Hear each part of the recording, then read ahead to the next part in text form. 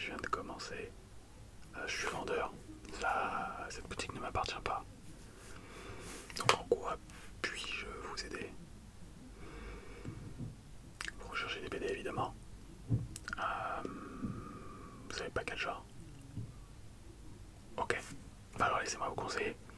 Je suis féru de vieilles BD et il y en a quelques-unes peut-être qui peuvent vous plaire.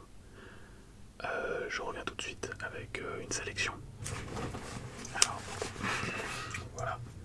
Ah, je vous ai ramené une sélection de BD, toutes différentes.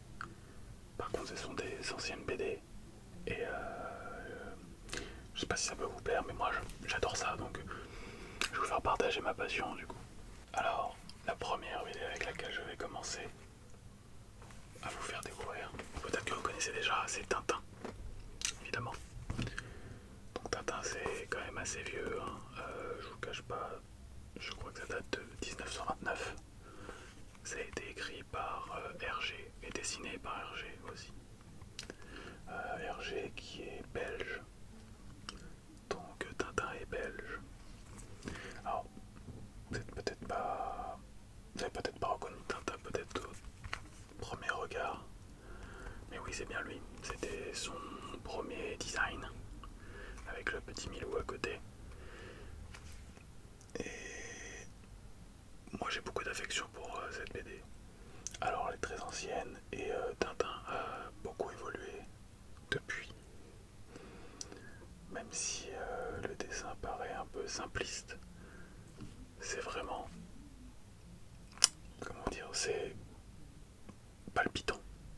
C'est l'histoire de Tintin qui est un jeune reporter belge et qui va dans les quatre coins du monde et qui a peut-être vécu toutes les aventures possibles et inimaginables avec certains des personnages les plus connus comme Capitaine Haddock, Professeur Tournesol, le Castafiore et Dupont.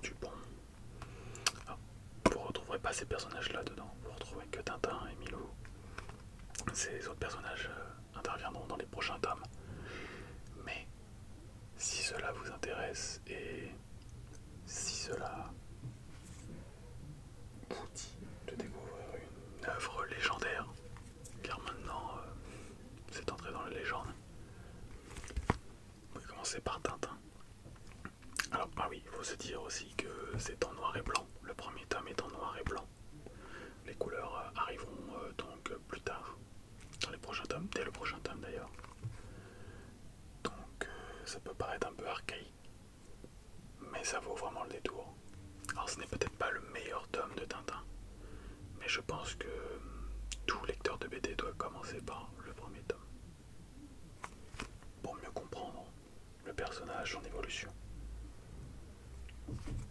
Donc Tintin.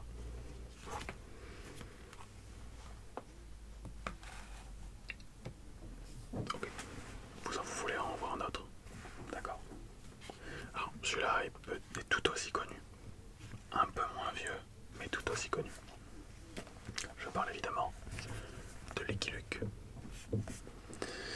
Alors cette version-là, peut-être que vous ne reconnaîtrez pas non plus Lucky Luke, car c'est ses premières aventures, donc son premier design. Il faut se dire que souvent dans les BD,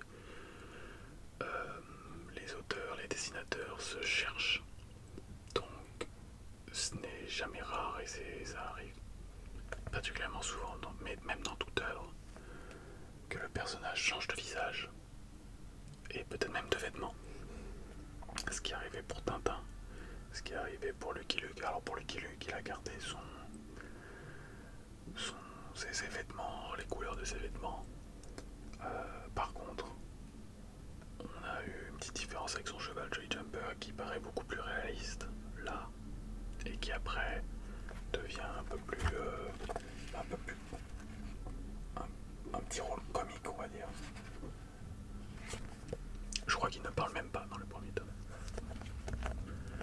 Donc c'est un classique, évidemment. Lucky Luke, qui a été dessiné en 1947 pour la toute première fois.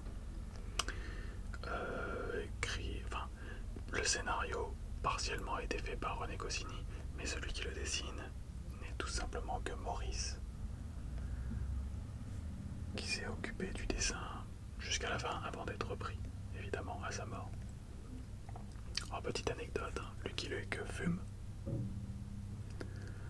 mais comme ça ne plaisait pas et que ce n'était pas bon pour la jeunesse, ils lui ont vite fait changer par une paille. Alors, Lucky Luke, hein, je vous le décrire, même si je pense que tout le monde connaît, c'est un cow-boy, évidemment. Sa particularité, c'est qu'il tire plus vite que son ombre. Donc, en duel, il est techniquement impossible à vaincre. Les Dalton peuvent vous le dire. Par contre, sur ce premier tome, évidemment, du coup, le dessin est vraiment différent de ce qui arrivera plus tard sur les autres Lucky Luke les plus connus. Alors ça peut plaire comme ne pas plaire, moi j'aime beaucoup. Je lis ça depuis que je suis tout petit et j'adore, que ce soit l'ancien Lucky Luke et le nouveau. Mais c'est vrai qu'il y a quand même une certaine différence. Donc si cela vous plaît, c'est rempli d'aventures, il y a énormément de tomes et ça sort encore aujourd'hui. Donc pour en faire la collection, va falloir en acheter beaucoup. Mais c'est un classique, tout comme Tintin, donc je le conseille vivement. Ce petit Lucky Luke. Alors pour le prochain, c'est aussi un classique. Peut-être un peu moins facile à lire pour les jeunes. Je parle évidemment des aventures de Black et Mortimer. Alors, si on veut dire l'anglaise, parce que ce sont deux personnages anglais, les aventures de Blake et Mortimer. Pour le coup, c'est le secret de l'espadon. Pour moi, le meilleur tome avec la marque jaune.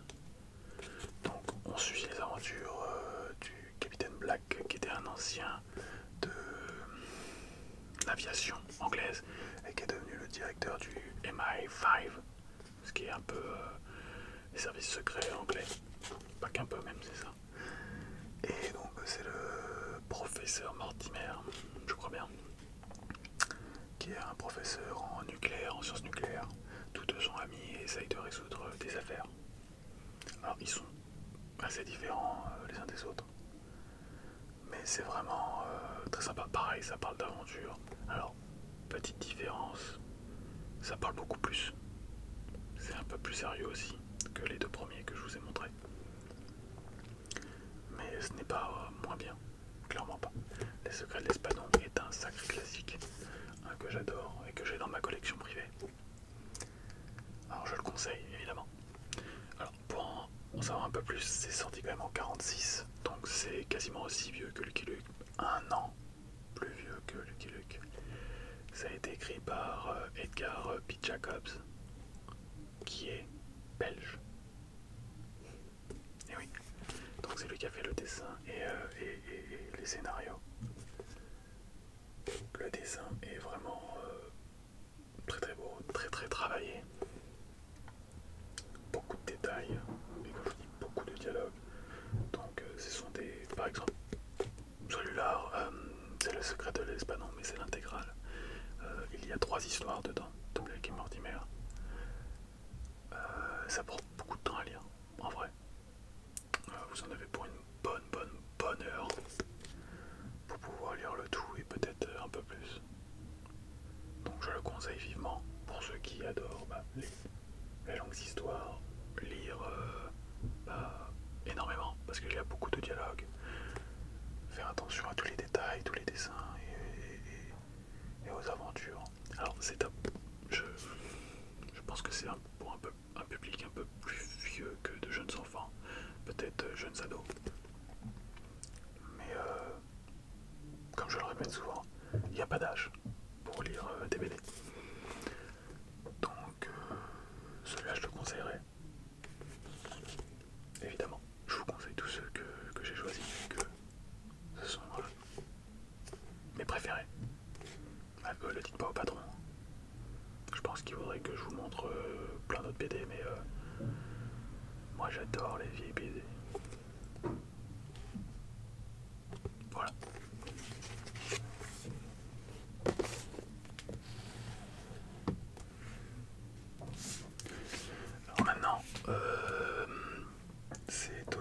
classique un peu moins connu, plus connu en film d'ailleurs, qui est un peu plus récent que les 3 premiers que je vous ai montrés. Parler du transperce-neige. Alors le transperce-neige, plus connu sous le nom de Snowpiercer pour tous les férus de cinéma, est avant tout une BD, évidemment. Transperce-neige, pour vous résumer, c'est une histoire qui parle d'un train qui parcourt le monde depuis qu'il y a eu une catastrophe, je ne sais plus exactement, nucléaire ou catastrophe climatique, bref, qui a chamboulé le monde. Et c'est un train immensément grand, immensément long, où la société n'a pas réellement changé, car les plus pauvres sont placés en fin de wagon, donc dans les derniers wagons du train, et les plus riches sont au devant, dans les wagons luxueux. Et donc s'en mêle une histoire de révolte, une histoire qui parle de la société d'aujourd'hui même, sachant que ce livre a été dessiné et du coup écrit, cette BD, en 1982 par Jack Lobb au scénario et par Jean-Marc Rochette. Alors je vérifie les noms pour ne pas dire de bêtises, je n'ai pas envie de déformer les noms et je suis respectueux envers les dessinateurs et les scénaristes de ce genre de classique, parce que c'est un classique malgré tout. Et merci au film d'avoir permis aux gens de découvrir la BD, car si je me souviens bien, il y a eu une édition collector avec le Blu-ray, mais la BD aussi, du coup. Donc ça a peut-être permis à d'autres gens de découvrir cette BD et peut-être découvrir l'univers de la BD pour des gens qui ne lisent pas. Alors, c'est en noir et blanc, ce qui ne cache pas du tout l'histoire. Le dessin est un peu plus sérieux, c'est un dessin quand même différent des autres bouquins que je vous ai montrés. C'est beaucoup plus adulte, par contre. C'est une histoire vraiment très très sombre et très adulte, très mature, que je conseillerais évidemment à des ados, particulièrement à des ados adultes. Les jeunes enfants peuvent... je ne conseillerais pas vraiment aux enfants. Il y a de la nudité, il y a de la violence, il y a des morts. Donc je conseillerais ça aux jeunes ados et aux adultes. Alors vraiment, si cela vous intéresse, n'hésitez pas à le prendre celui-là, sachant qu'il y en a d'autres. Je crois qu'il y a eu 2 autres tomes qui ont été écrits pour raconter la genèse, pour savoir comment s'est passée la catastrophe et comment le train a été construit et comment tout cela a commencé. Alors c'est vraiment une très belle histoire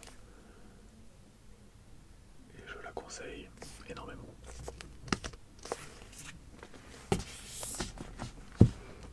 Je vais vous en montrer un dernier. Alors celui-là par contre, c'est un classique et c'est sans doute, évidemment, ils sont tous classiques, je me répète. Mais celui-là me tient à cœur tout particulièrement car c'est sans doute une de mes BD favorites. Calvin et Hobbes. Alors, par contre, la différence, c'est que je ne pense pas que tout le monde connaisse Calvin et Hobbes. C'est une BD américaine. Toute la différence de nos 4 autres BD qui étaient franco-belges. Celle-là, elle est américaine, écrite et dessinée par Bill Watterson. Calvin et Hobbes raconte l'histoire d'un jeune enfant qui a une peluche de tigre, mais qui dans sa tête est vivante et avec qui il vit des micro-aventures, car ce sont des petites scénettes de 4-5 cases maximum. Et donc oui, il vit des aventures avec sa peluche. pour lui elle est vivante, pour les autres non. C'est ça qui est intéressant avec Calvin et Hobbes, c'est qu'on voit les deux facettes de son monde, où les adultes voient un jeune enfant avec sa peluche et lui, avec sa peluche qui est vivante, entretient une certaine amitié qui m'a toujours plu quand j'étais plus jeune. Et encore aujourd'hui, évidemment, j'essaie de faire la collection de tous les tomes de Calvin et Hobbes. Alors pour le coup, alors, c'est en noir et blanc, ce sont des petites scénettes, ça devait apparaître peut-être dans des journaux américains dans les années, alors oui, dans les années 80, parce que ça a été créé en 85. C'est la BD la plus jeune que je vous montre, je n'ai pas l'habitude, mais celui-là est un classique et a marqué mon enfance. Et donc, c'est, comment dire, c'est un genre de BD qu'on peut lire quand on est enfant. Et on se prend d'amitié avec Calvin, qui est un enfant quand même. Un enfant, mais qui a des raisonnements matures, très matures. Avec son ami Hobbes, qui aussi peut paraître mature, excusez-moi. Petit truc marrant, c'est qu'il adore manger du thon. On sait pas pourquoi. Parce qu'apparemment les tigres adorent le thon. Les sandwichs au thon. Et donc, voilà, quand on le lit, quand on est jeune, donc on se lie d'amitié avec Calvin et Hobbes, on vit leurs aventures avec une imagination débordante de la part du petit Calvin, et on voit via ses yeux d'enfant et son raisonnement d'enfant des questions que n'importe quel enfant pourrait poser. Par contre, en le relisant, en étant un peu plus vieux, on comprend mieux les questions qu'elle pose, on comprend mieux le raisonnement des parents, et on comprend à quel point cette œuvre est légendaire et mérite d'être beaucoup plus connue. Alors en France, ce n'est pas la BD la plus connue, mais j'aurais aimé qu'elle soit encore un peu plus connue dans notre pays, sachant que ça ne passait sur aucun j'aime lire par exemple, ou petit magazine qu'on pourrait trouver dans les journaux où c'était rempli de BD franco-belges, comme les Tom Tom et Nana, les Ariol ou d'autres BD. Ça, ce n'est jamais passé